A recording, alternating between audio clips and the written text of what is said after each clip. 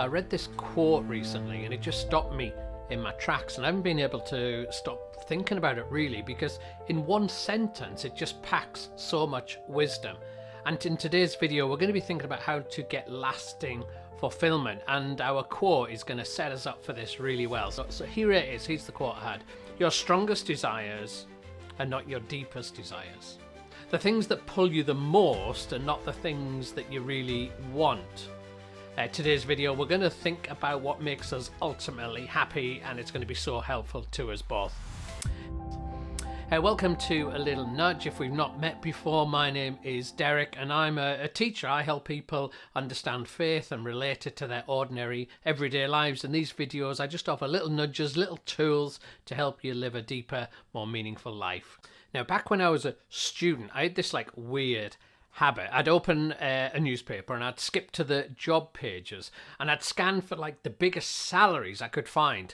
I mean, I didn't need a job. I was a student, but I was fantasizing about my life ahead, and I'd look for the jobs matching the qualification that I'd be studying, and I'd imagine what my life would be like, and then I'd scan the car ads and imagine what I could get. And it was motivating in an odd way. It drove me to study harder, to get better qualifications. But then there was this odd shift one Sunday. I was sitting in the garden and I was scanning through the papers looking for the best salary I could find, and I found the best one that day, and I looked at it and I was like, I'm not going to work for that. But it was a six-figure salary. You know, as a student earning nothing, and that should blew my mind, but it compared nothing to some of the ones the previous weeks. And I suddenly had this moment, this out-of-body experience when I looked at myself. I was like, what are you doing? And I realized I'd fallen into this trap, a trap that we all fall into, that we chase the next thing and the next thing and the next thing, and then we get something and it's not enough because we want the next thing, and we suddenly lose context of where we are. And for you it might be six-figure salaries, or it might be chasing after your kids being perfect, or the perfect house, or maybe friends in terms of how they think about you, or your impression online, or how you look, or your fitness. And we chase after all sorts of different things, but we can end up on this treadmill where we're chasing after the next thing and the next thing and the next thing, and what satisfied us before doesn't satisfy us anymore, and we just go, I mean, does this sound familiar?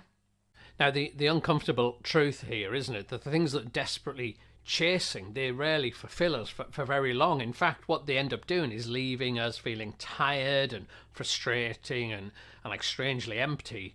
And I don't know, have you ever thought what is going on with that? Well, recently I stumbled upon this text in Isaiah 55, and the reason that I love the Bible is that when I read it, sometimes it's it's read my journal. It knows what's going on inside me, and it describes my experience, and that happens in this text here. And see if it's the same for you. This is what it says, verse 2. Why spend your money on food that does not give you strength? Why pay for food that does you no good? Now, Isaiah's not handing out diet tips here. He's pointing to something deeper. Why spend your money on food that does not give you strength? I mean, do you ever buy stuff that just doesn't nourish you, that doesn't help? You've just got this pull, and sometimes you're why did I buy that? And it's not even just about money. It's about time and our desires. Why do those stronger desires that pull us are not actually our deeper desires? In turn, we get pulled onto stuff. You know, sometimes people they'll take a job or they'll take a promotion because they think it's going to be satisfying, but then they get frustrated with the stress, or they take a longer commute, and we don't always think deeply about what we really need. And it's the emotional equivalent of empty calories, isn't it? Feels good for a second, but then it leaves us hungrier longer. That's what Isaiah is hinting at.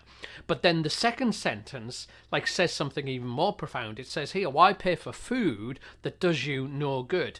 You know, sometimes we even get involved with stuff that damages us, kind of addictions and the things that we consume, or scrolling on our phones, and stuff that's proven to be not good for us, but yet we can get drawn into us.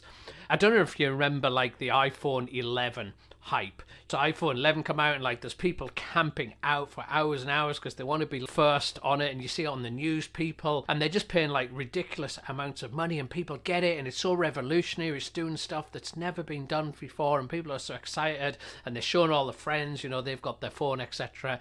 And I mean, these days we're up to iPhone 15. I mean, nobody remembers 11. Nobody cares about 11. If you show somebody you got 11, they're not impressed.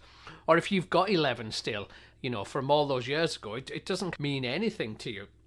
And that's really what happens to us in so many aspects of our life, isn't it? Our jobs and our situations and our houses, those things that give us the little thrill, doesn't last very long. Now, here's a crazy story. I came across this ancient journal from like the 1700s by this guy called John Woolman, and he was a businessman. He was a tailor, made people's clothes, and he was a follower of Jesus, which meant that he did his work really hard with integrity, and because people trusted him, his business started to grow, and more people came to his shop, and he was more and more successful.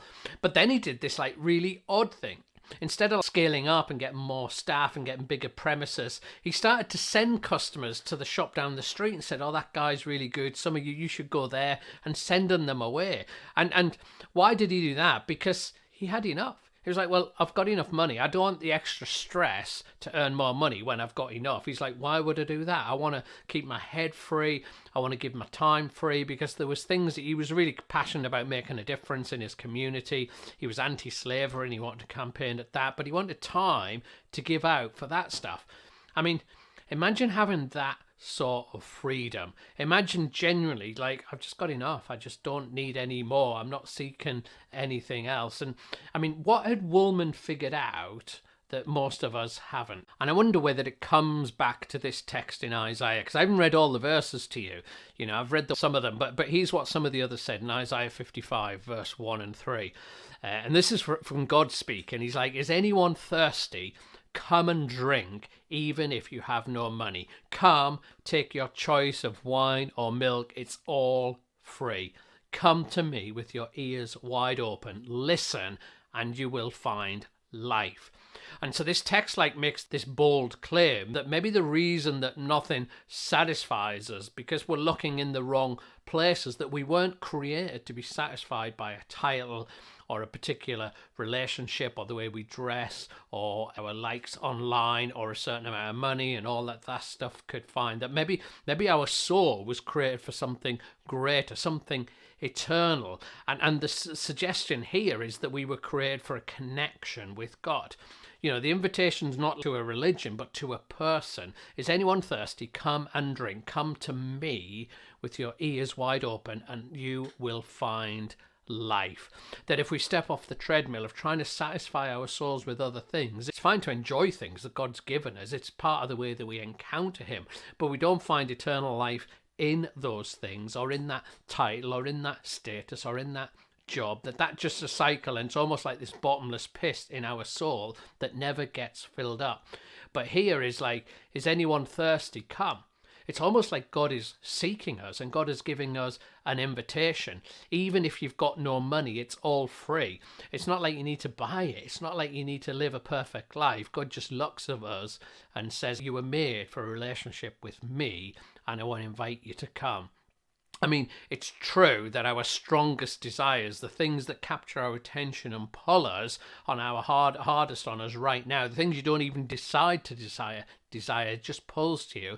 It's true they're the strongest, but maybe they're not your deepest. Maybe that's not what you were really created for.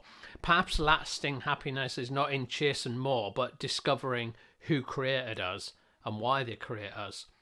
And I don't know about you, but I can mess up my life without even trying. And if that sounds like you might want to check out this video next. 5 ways you can mess out your life with even trying. And I hope that was helpful, and I'll hopefully catch you on the next video. Bye-bye.